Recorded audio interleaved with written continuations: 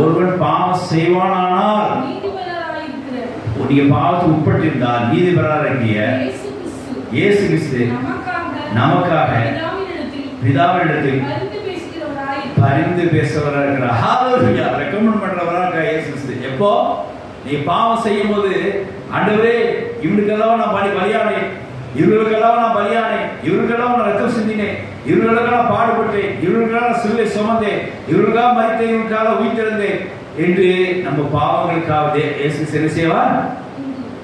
தேவனிடத்திலே பரிந்துரைப்பார், ரெக்கமெண்ட் பண்ணுவார். அப்படி அவருக்கு சொல்ல கொடுக்காதீங்க, பாவம் பண்ணாதீங்க என்று சொல்லி இங்கே அங்கே சீடர்கள் எழுத பார்க்கிறோம். அதுக்கு அடுத்த வருஷம் வாசிங்க. நம்முடைய பாவங்களை நீக்கி செய்கிற கிருபாதார பலியாவர். ஹalleluya.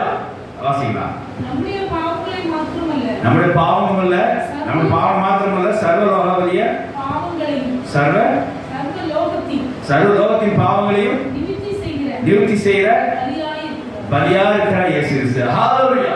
அப்ப நம்ம பாவங்கள் எப்படி மன்னிக்கப்பட்டது, நம்முடைய அக்கிரமங்கள் எப்படி, நம்முடைய பாவங்கள் எப்படி மூடப்பட்டது, நம்முடைய மீறல்கள் எப்படி மூடப்பட்டது, நம்முடைய அக்கிரமங்கள் எப்படி எண்ணப்படாமல் இருந்தது, இயேசு கிறிஸ்து பரிந்துரைக்க விதமாய் கிருபாதாரவழியாக தன்னை கொடுத்த விதமாய் நம்முடைய பாவம் மட்டுமல்ல சர்வ லோகத்துக்கும் கிருபாதாரவழி அவரை இயேசு கிறிஸ்துவை சர்வ லோகத்துக்கும் பலியாக மாண்டார், உயிர்த்தெழுந்தார்.